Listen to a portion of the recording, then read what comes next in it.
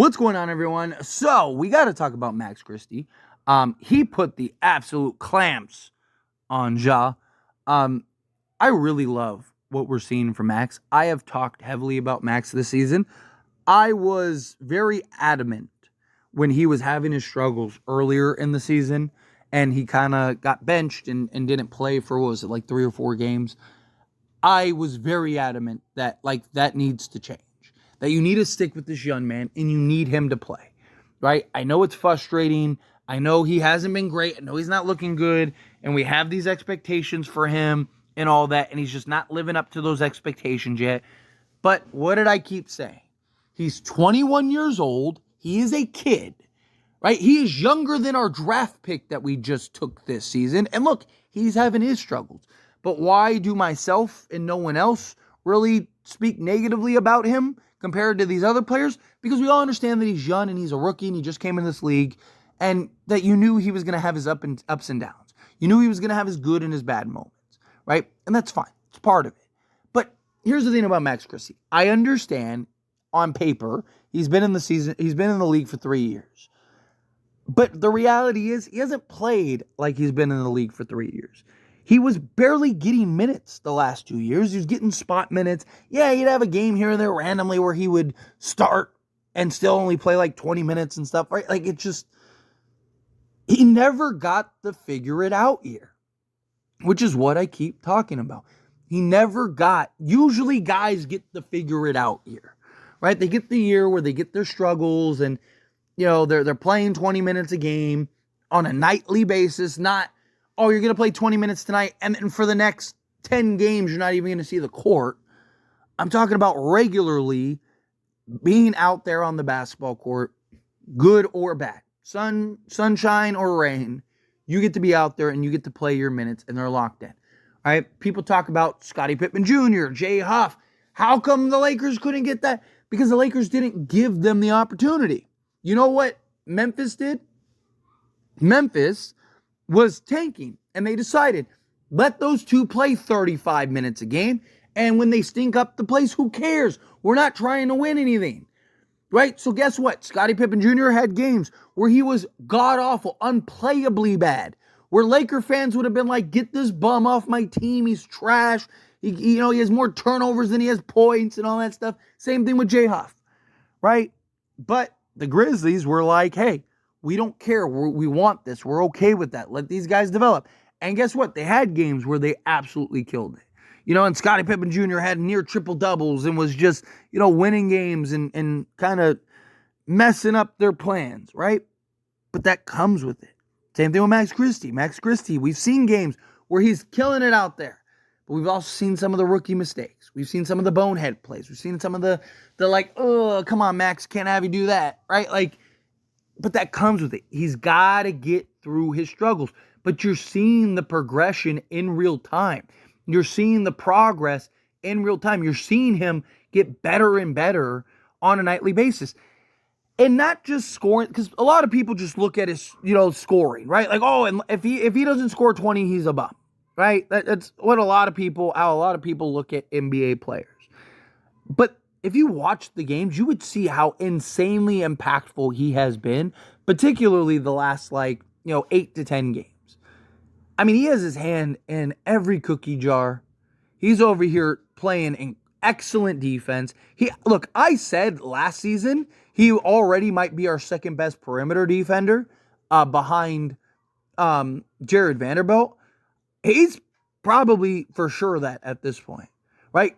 Cam Reddish is definitely making a case. Cam Reddish definitely bigger and longer, but Max Christie is right there, man. And he's doing it on just pure raw talent, instinct, emotion, right? Like, he's also just a better offensive player. He is evolving into that prototypical 3-and-D shooting guard type guy. I said I could see him being a more athletic KCP type, right? And if he can evolve into that, that would be huge. I would love if he could be more than that, right? But I look at him, can he evolve into like that Danny Green, KCP type of 2-guard, right? Like, that's not a superstar. That's not this all-star. It's not this this is a, $40 million a year player. No, it's a very good, serviceable, solid guy that every team in the league wants, needs. Teams trade good assets for, all of it, right? Like if he can evolve into that, that'd be A1. Absolutely A1. Right? That's what we need him to be. We need him to basically be our new KCP that has good size, excellent athleticism. I mean, he has bunnies on him. I mean, his second jump too is like incredible. He's just got bounce, man. And he gets up there. We have seen numerous circumstances or scenarios where he's just getting up and just going to get a basketball. He had, what was it, the OKC game a little ways back, although he kind of botched the next play. But LeBron got stuck, ended up throwing the ball away or threw it up for a prayer. And Max Christie just out-jumped everybody and got it. And then came back down with it, turned around and hit the jumper, right? Hit a turnaround, like fall away, like just absolute money. And then unfortunately went and fouled SGA on the very next possession. But if that was anybody else on this roster, outside of like maybe Jared Vanderbilt, right? Obviously like Anthony Davis. I'm talking about like guards, forwards. That ball is going to the other team. Like that ball is going the other direction. And you still lose anyway. But because Max Christie is so athletic, and he does have a good vert, and he was able to just go basically jump up there and go get it, he saved the possession. He saved the play, and he got a bucket out of it. Right? Like, you need guys like him badly. Look, I'm not saying he's untradeable. I'm not saying like, oh my God, he's the future superstar, anything like. Look, I think sky's the limit for the kid. Again, he's 21 years old. What does he look like in 2 years when he's 23 and he's the same age as Connect and all these other guys, right? Like, who knows what he could become, right? So I'm not going to put a cap on the kid. However, I don't think he's untouchable. I don't think he's untradeable. I don't think anything like that. Obviously, like I said, there's only like 3 guys in the league that are truly untradeable, untouchable. And even by Lakers standards, like the only one should really be LeBron James, Anthony Davis. And I think you could argue Dalton Connect. Although, again, if the right package is there, sure, right? I just think you don't trade Connect because it's kind of a redundancy, right? Like, you've been searching for a guy like him for literal years, and now you finally got him. It's like, if you trade him, you're going to have to go find a new one, and it's been hard for you to find that. You have basically 2 guys that you've been desperately searching for the last few seasons, in a Max Christie, who is a legit 2-way guard wing, and a legit sniper shooter in Dalton Connect. Now, if Dalton Connect's defense can come around, you might have your 2 and 3, right? For now in the future. Like, you might be in very good shape if you're the Lakers. But it's just, Max Christie's just, again, he does all the stuff that you don't see. Right? You see his box scores. You're like, okay, he had an okay game, or he didn't really do too much, right? Like, if you didn't watch that Memphis game, right? Let's say somebody that didn't watch that Memphis game, and you just looked up his stat line, 29 minutes, he had 7 points, 2 rebounds, 1 assist, 1 of 3 from the floor, 1 of 2 from 3, 4 of 4 from the foul line, 1 block, 0 steals, 1 turnover, 4 fouls, plus 7. Right? You'd be like, okay, he didn't really do much. 7 points, all right, that's okay. 2 rebounds, had a couple okay. Dished out an assist, 50% from 3, cool.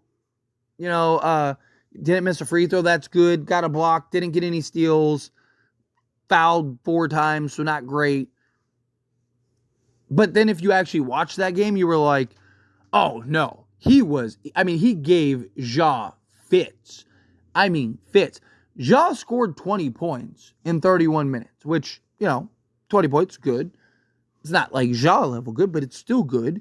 And you're never going to just stop Ja. Like, Ja's not going to, he's going to have 2 points. But it took him 21 shots to get that 20 points. It took him more field goals than he had points. 6 of 21 from the field, 2 of 7 from 3-point range, 7 turnovers, and was a -8. 7 turnovers.